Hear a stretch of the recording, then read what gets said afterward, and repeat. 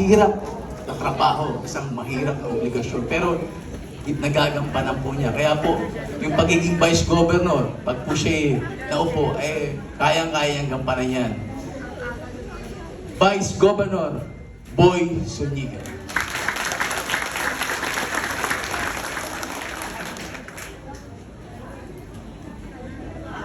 Ang aking po nga misis, si Nurse, siya po ang nag-abala rito, sina Mel, sina Romel, sa mga tao na nagpakapagod, makaibigan po para maayos natin ito. Maraming pong salamat. Kanina po ay narinig nyo yung mga kasamahan mong konsyal na nag-aangad, humingi sa inyo ng tulong. Alam niyo po, hindi lang mayor ang importante na inyong mailagay. Napaka-importante rin po ng miyembro ng Sangguniang Bayan. So mula sa konsyal, vice mayor. Alam niyo ba kung magkano ang sweldo ng konsyal ng bayan? Ngayon, halos 100,000 na. Ang nagpapasweldo po niya ay kayo, ang taong bayan. Kaya po kung hindi nyo napapakinabangan, walang ginagawa naman, dapat yung palitan. Ilagay nyo yung mga bago. Baka sila yung may magagawa para sa inyo.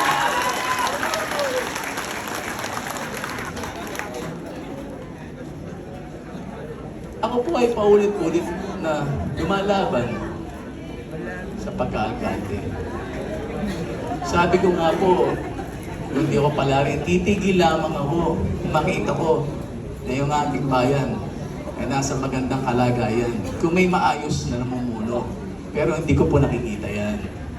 Nung ako po ay magbalak, uling lumaban, alam niyo naman, sa aming pamilya, sa Ramos, hindi lamang ako namumulitika. May ilan po dyan. May kapatid ako, may pamangkin ako. At ito nga po, isa ko rin na mag-anak, si Kuya Mando.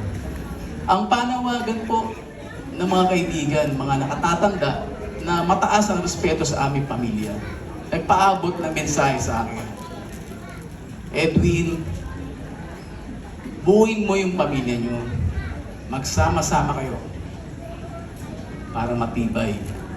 Ikaw ang nakatatanda ngayon na namumuno dahil wala na si Mayor Bonnie Ramos. Sikapin mo na mabuo kayo para magandang tingnan ng mga tao. At ginawa ko po yun. Ginawa ko po yun. Hindi po lingid sa inyo, may isang tumatakong vice mayor. Pamangkin ko, inaanak ko pa sa kasal. Ginawa ko po yun. Nag-reach out ako sa kanila. Nakapag-uusap ako. Sabi ko, baka gusto nyo magsama-sama na tayo sa lapang ito. Iisa ang kalaban natin. Magsama-sama tayo. Tingin ko, makukuha natin ang tagumpay na ito. Pero tumanggi po sila. Pinili nila yung tagaitaas na isa at yun daw ang maraming pera. So, wala po akong magawa. Desisyon nila yun. Pero ang paghahangad ko na waling maglingkod, hindi po mapipigil. Nag-usap po kami ng aking biyanan, pwede siya mag-vice mayor, kaya lang po, meron po siyang konting dinaramdam na sa kanyang kalagayan. Payo po ng doktor, kanyang mga anak ay huwag na munang lumahok sa politika. At patunayan nga po, baka po kabilang buwan siya magbabakasyon muna sa ating manghipag upang makapagpahinga. So dahil po wala akong vice mayor, may isa po tayong kaibigan na nag-reach out sa akin, sa kakuha ni Atty. Panopio, nag-usap po kami. At nakita ko sa kanya ang sinseridad na paglingkuran ng ating mamamayan. Alalahanin niyo po, abogado po yan. Sabi ko nga, overqualified siya maging vice mayor. Siya po ay pang-mayor na, pang-congressman, pang-governor, pwede pang senador ang kanyang kwalifikasyon.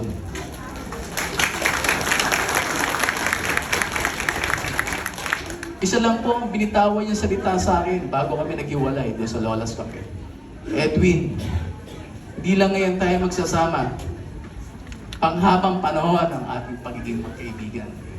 Napaka-importante pong yun salita sa akin. Bakit? Sa araw-araw nating ginagawa, lakad, hindi maiwasan magkaroon ng problema. Problema na ang tanging lulutas, magbibigay ng payo, isang abogado. Wala naman akong pinansyal para magbayad sa isang mamahaling abogado para matulungan kayo. At tingin ko po, ang pagiging magkaibigan namin ni Atty. Panopio, ako ay makikiusap sa kanya pag kayo ay nagka-problema. Atty., pakitulungan mo ang mga kaibigan ko at palagay ko, hindi niya ako bibiguin.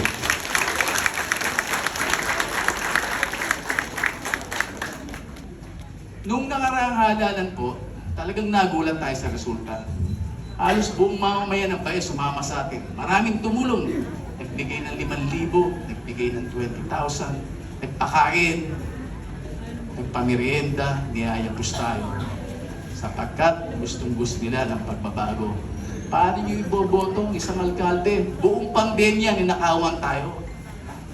Buong 2020, ano ang natanggap nating ayuda? 2 kilong bigas na bulok, kalahating talong na bulok, kalahating repolyong bulok.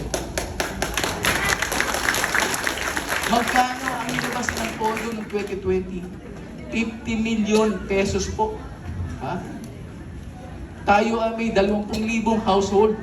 Kung hinati po yung 50 million talagang ibinigay, bawat isang bahay dapat makatanggap ng 50 kilos na bigas. Pero hindi po ganun na nangyari.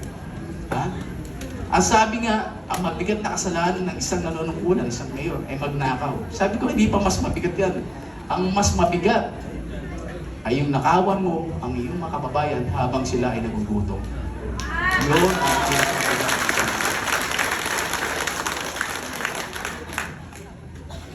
Kaya naman po, nung ako'y talaga nagplano, dumaban, sabi ko kailangan may matibay na partido akong masasandalan. May matibay na gobernador akong malalapitan. At mapalad po ako. Ako po ay nagpapasalamat sa ating mahal na gobernadora, Karen Agapay. Ako po ay iyakos. Hindi naman ako incumbent. May incumbent mayor, vice mayor. Pero ako po ang pinagkatiwalaan maging kandidato ng Partido Federal ng Pilipinas, ang partido na itinatag ng ating Pangulong Bongbong Marcos. So bakit po kayo narito? No? Kakaiba nga po eh. Kalimitan, ang nililingon lang ng ating presidente ay yung mga politiko, yung miyembro ng partido. Pero bumaba po siya sa ating mga kababayan, halos sa inyo. Mapalad po kayo. Mapalad kayo sapagkat kayo ay magiging miyembro ng Partido Federal. Ito po ay isang pribilehiyo. Hindi po tayo matatapos sa samahan sa kampanya lamang. Pag upo ko po at ni Gob Karen Agapay, kayo po ang magiging mata at tenga namin sa bawat barangay. Sa inyo kami kukuha ng mga datos. Ano ba ang inyong kailangan ayuda?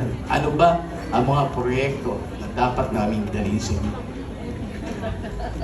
Kaya mahalaga po ang gagawing partisipasyon nyo dito sa Partido Federal. Sino po sa inyo ang pamilya doon sa ginagawang International Airport doon po sa Bulacan? Nakikita niyo po ba sa news yan? Pamilyar po ba kayo? Nandun sa Bulacan.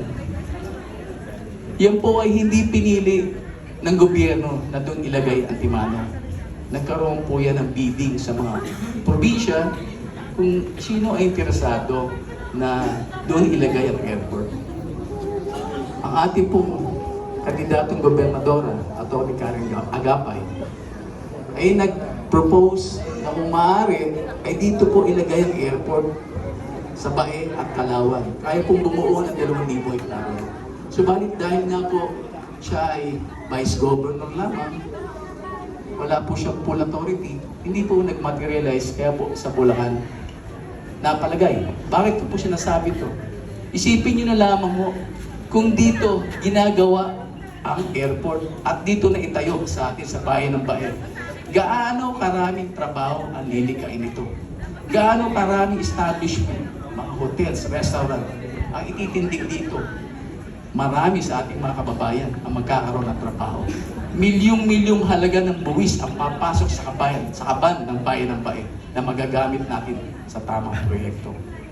Subalit, nakalipas na po yun, sa pag-uusap namin ni Gob Karen Agapay, sabi niya sa akin, Edwin, pag-upo natin, kailangan nating magtayo ng isang economic zone, industrial zone, dito sa bayan ng bayan, sapagkat maganda ang ating. Kapag natayo po yan, nangyari po yan, siguro 3 to 5 years in the making, maraming kababayan natin ang magkakatrabaho. Giginhawa ang buhay ng karamihan sa atin. Kaya lamang po, para mangyari yan, kailangan tulungan nyo kami. Tulungan nyo kami para matulungan namin kayo.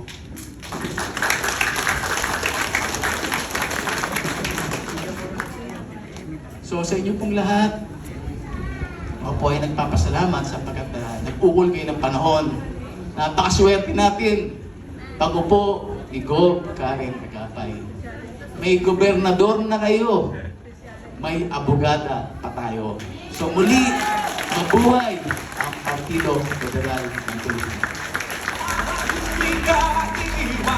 Maraming salamat po, Mayor David Rabo. Muli isang malakas na palakpakan para sa ating susunod na alkalde sa bayan.